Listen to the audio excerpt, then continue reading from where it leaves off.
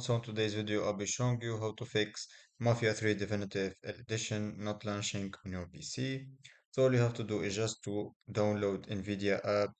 It's probably a driver problem. So if you have an NVIDIA GPU, go here to this website. I will leave the link in the description. But if you have NMD, go to this one. And if you have an Intel GPU, go to this one.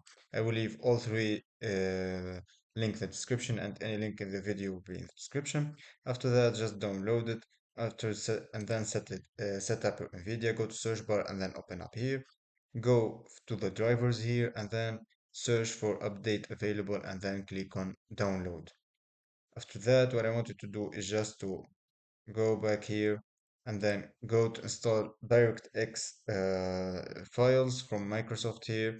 Click on download and then just finish your setting up by click on I accept the agreement, click on next, and then finish setup, and this will fix your problem. So that's all. If you like this video, please don't forget to subscribe, hit the like button for more tutorials.